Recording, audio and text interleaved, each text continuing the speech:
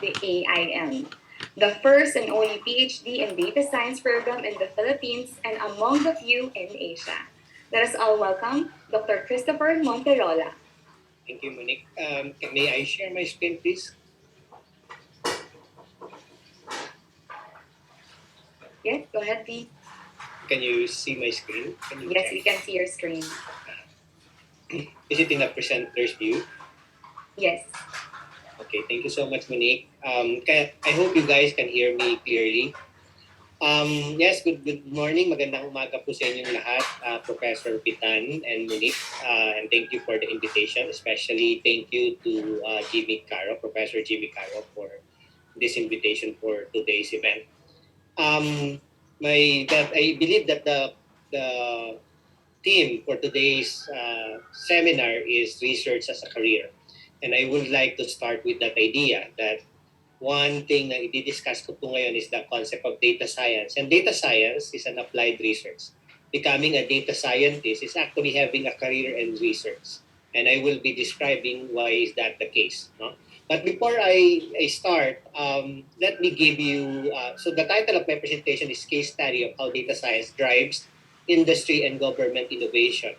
And a simple proof that it indeed drives industry and government innovation is this. In October last year, starting October last year po, at least sa Pilipinas, in the average, ang may pinakamataas na sweldo ay yung mga tinatawag natin na data scientists. And they are younger by 3 to 4 years in the average compared to doctors and lawyers. Previously, the way tinitingnan natin when you look at career, gusto ko maging lawyer, gusto ko maging doctor, and makikita po natin ngayon no, na the data scientist now overtakes in the average this career, no, doctor and lawyer. And as you can see, for those who are in the STEM field, those in IT are among the higher in terms of salary. Mas mataas po ang salary ng ating mga nasa IT. No? But the concept of data science, pag nilagyan nyo ng research, ang pag-understand ng data, you increase your value more. Okay, nakakalungkot isipin though that the teachers and nurses, and in the average, they are among the bottom of this pyramid. So, my presentation for today, will provide a perspective on this particular field, no? But maybe a quick question based on the previous data is why do say data scientists get paid so much?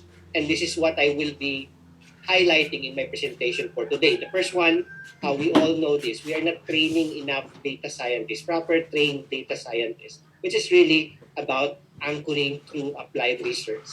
And second, and more importantly, because of the monetary value they bring to the company. Once you are contributing to the value of the company and you are linked to the value of the company, obviously you are paid more. And there, I will be demonstrating in my presentation today some of the work that we've done with different companies, and you will see that you can indeed contribute significantly to different companies as a data scientist. So my presentation for today will follow the following outline. First off, I will be briefly discussing the so-called Industry 4.0 and the science of data. And then the highlight of my presentation will be on the second and third part, where I will be discussing data science applications in government and industry. And then the National AI Roadmap, no? The National AI, the National Center of Artificial Intelligence Research specifically. I will be describing how different conglomerates actually try to help come up with this National Center of AI Research. So very quickly, let me tell you why data scientists right now is very much on demand, no? And it is essentially because of the following technological trends. We talk of smart devices every time. We talk of smartphones, smart cities, smart cars, smart manufacturing, smart watches. At the heart of these smart devices are feedback sensors that collects data. And based on that data, it emits a feedback to the system that it is trying to sense. And this is exactly the reason most of these data are, of course, information. This is the reason why right now it is no longer mechanical movement that is the main source of the one that consumes the most of electricity. It is actually trying to get information. So you can see in the social media alone, in 1 second, that is just 1 second, no? Read in and read out in that 1 second, about 9,400 tweets are sent. And look at this, no? 3 million emails sent. In fact, the total emails sent within a year is about, within a day, is about 129 billion. That is about 18 times compared to the population of the world combined. Ibig sabihin po nito kasama dyan ng mga spam. No? And yung greatest na consumption ng energy natin is about data rin. No? Information din ang nilalabas natin. Uh, as a result, we are growing the total data that we have by 9 to 10 times every 2 to 3 years. Okay, another way of looking at this is that in the last 2 to 3 years, 90% of the data that we have produced are since the start of the civilization, since the start of human civilization, actually nagawa lang natin ng mga data na to in the last 2 to 3 years. And this is a good news, no? We can store this data now sa mga katulad namin ni na Prof. Bitan na abutan namin lahat ng devices na to, no? And as you can see, in 1980s, 1990s, gumagamit tayo nitong floppy drive, nitong disk na to that can only store 1.4 MB. Not even sufficient to store a high resolution photo. Right now, it is common to see a 2 terabyte USB device that can store all your images. So we are producing a lot of image. This image can now be stored and it's becoming cheaper. So it's becoming cheaper. In 1970s, 1 megabyte of data cost 1 million US dollar. Now this cost is reduced to essentially almost zero, no? 0.00001 USD. The decrease is an outstanding 10 to the 11, no? To raise to 10 to the 11. Ganun ka. This is an exponential decay, definitely an exponential decay in terms of the cost of data storage through the years. And also, we have computers that can crunch this information or this data at a very fast pace, no? This is the first supercomputer and it's quite fast. It can do 5,000 instructions per second. The weight of this is 30 tons or 30,000 kilos. But even an old model of an iPhone, this is just an iPhone 7, iPhone 6, it can execute more than 25 billion instructions per second, which is 5 million times greater than the speed of the computer in the 60s that weighs more than 30,000 kilos. So this is essentially the driver of the so-called Industry 4.0.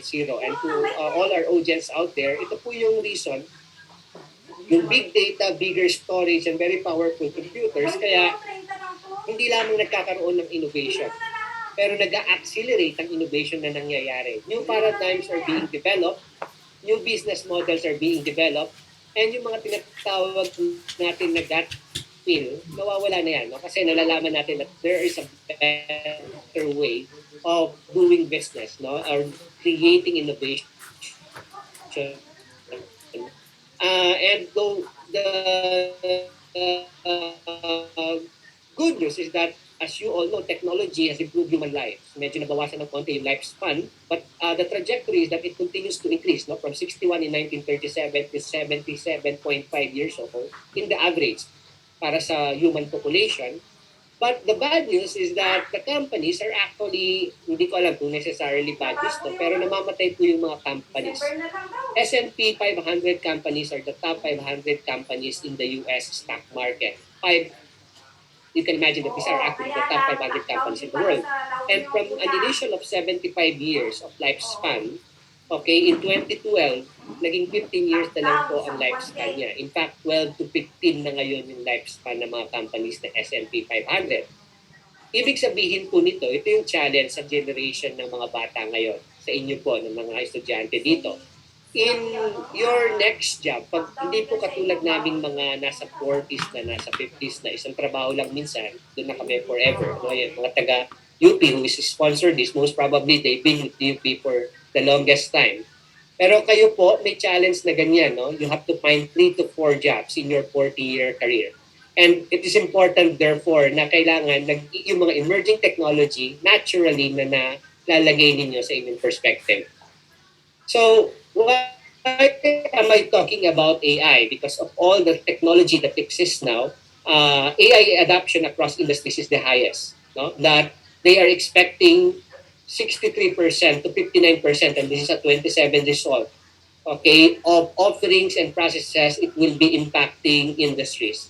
And this has changed significantly since then, okay, in 2 years' time. About a year ago, they reported that the expectations for AI is now 93%, no? From 60% to 93%, that it should be incorporated in various processes in industries. So the technology with greatest impact, this is known as the ABC. As we all know, innovation is driven by technology, majority by technology. And these are the ABCs of those technology that drives innovation. AI accounts for about 72%, and the other 20% is given by the B, the blockchain technology, and C, the cloud computing. No? And these are just the expectations. Huge amount. It can add to the economy by 2030, and in the Philippines, this will be about 12% uplift to the Philippine GDP. And this is assuming that we are pursuing the current trajectory, no? Which is not, in my opinion, still ideal. We can still improve. So the second part of my presentation, I will be highlighting data science applications in government and industry. And hopefully, by providing or discussing this, you will have an idea that, hey, indeed, data science is a research degree. It's an applied research degree. And the better, and for the first time in a long, long time, ang isang research degree po sa Pilipinas can be paid handsomely. No? Ang isang data science na nagsosolve ng mga problems coming from data can be paid handsomely. Okay, again, okay, the reason for that is let me go back to people. At the end of the day, this is all about people, no? Because of data, we know how people are connected. So this is just the social media and the connection of the different people. Because of data, we know how people actually interact with existing institutions, katulad po ng mga ATMs, no? So, alam natin kung nasaan ang wealth at any point in time. And because of data, we also know how people are moving. This is just the arrival of people in airports, no? At nakikita po natin na kaya na natin makita at ma-predict na saan ang mga tao at any point in time. And now, we have a better understanding of how diseases, gossips, and information propagate. Despite the fact na napakarami na pong COVID cases, nakikita natin na itong COVID na nararamdaman natin na ito, lalo na itong Delta variant, it is worse than the 1918 to 1919 Spanish flu that has actually impacted almost everyone in the population in the world. Medyo napiprevent pa po natin ngayon ito dahil na mas alam natin kung paano nagpo-propagate ang mga disease. At mas konti ang namamatay po ngayon. So this is one thing that I would like to emphasize, that is the value of data science. It allows you to actually understand the human being without your biases. Ang dami-dami pong bias ng tao. More than thousands ng biases ng tao. At dahil sa biases na yon, nagiging hindi clear sa atin kung gusto natin mag-empathize sa kapwa natin. Actually, most of the time, this is a projection of our own personal experience. But with data science, we know better now what are the things that consumers want, what are the things that our fellow kababayan, ang mga kaibigan natin, actually those are the things that they want. So bottom line is now we have a better understanding of the nature of human. And exactly this is the reason why innovation, 70% of which, as what I've shown in the previous figure, is really driven by two things. The first one is understanding data, data science. Here is where artificial intelligence comes in. But the second concept is that you need to add entrepreneurship to it. Understand value creation. And if you can have this, kung meron po kayo nitong dalawang perspective na to, data science at saka entrepreneurship, you can be one of these guys, no?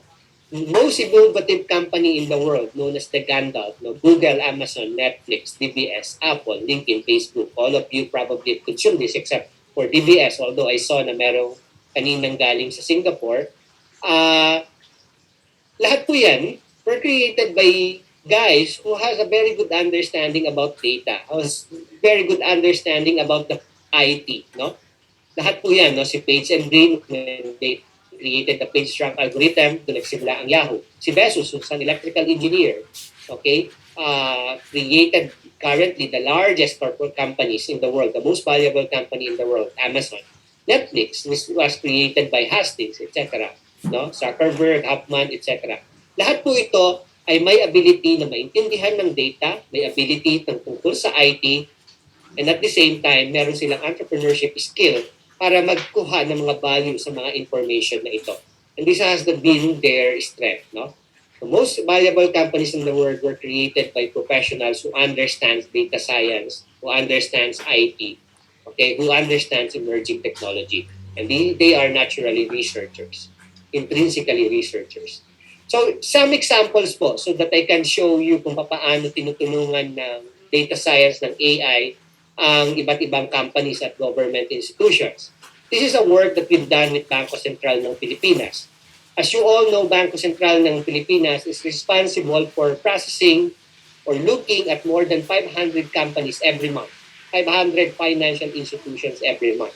And they are taking using roughly 8 times 5, 14 man hours per week. Okay, just to look at one account. And if there are 50 accounts, you are looking at 20,000 man hours per month. No? By using and combining artificial intelligence, okay, we were able to reduce yung time na ginugugol po nila para dito from 20,000 man hours to 11 minutes. Now, this is what data science, AI, IT can do. This is 99.9% process time reduction. But they mentioned that this is something that they should have more than a decade ago. No? This is an example of something that affects especially those who are in Metro Manila.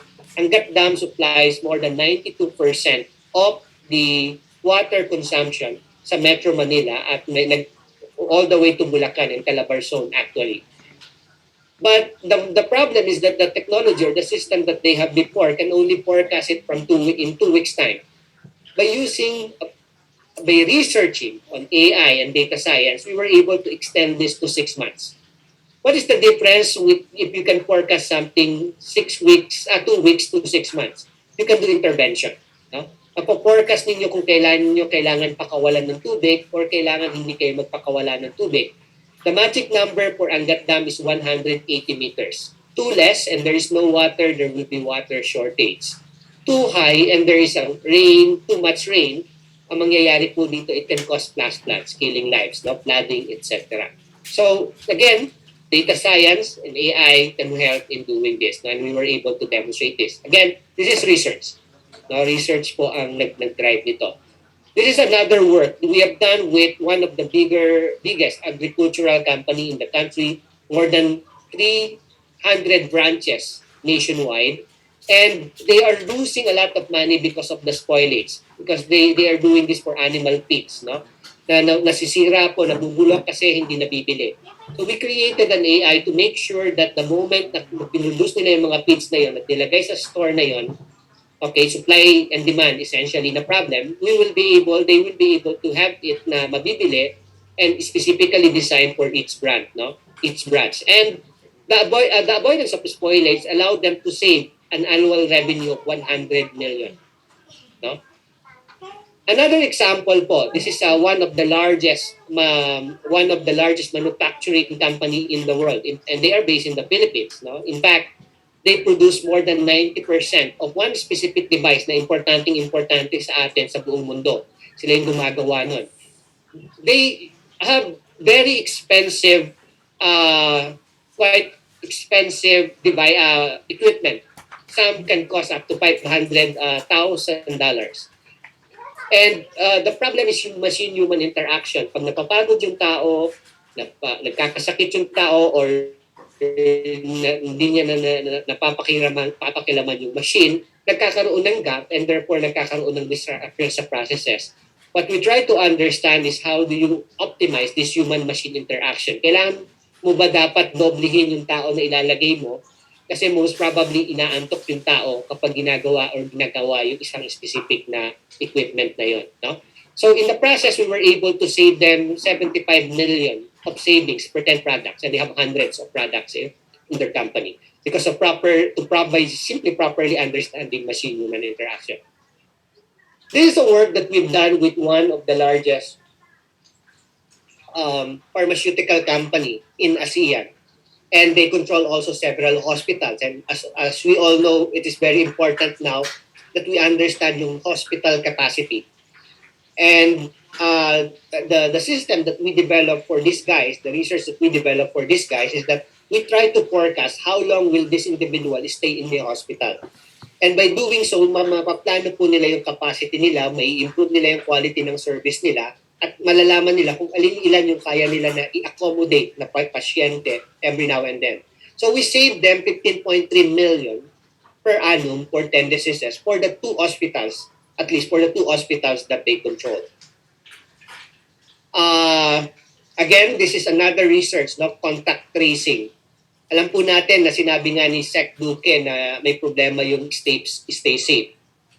Pinag-aralan po namin yon, and ang apat na cities po, Pasig, Valenzuela, Antipolo, Mandaluyong, we help them come up with a contact tracing app that can pinpoint kung ano yung mga vulnerable na individuals. Hindi lamang po yun, kung sino yung mga super spreaders.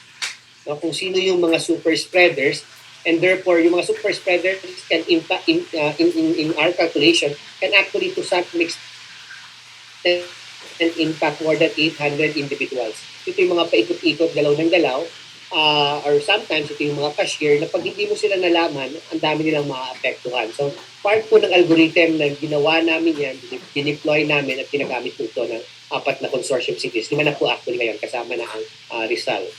And artificial intelligence can be used in aging and drug discovery. So in this work, some of the things that we've demonstrated is that you can, in fact, understand kung ano po. Nakita po naman natin no, yung vaccine from 15 years, na-reduce siya into normally approximately dati 10 to 15 years, na-reduce siya in less than a year.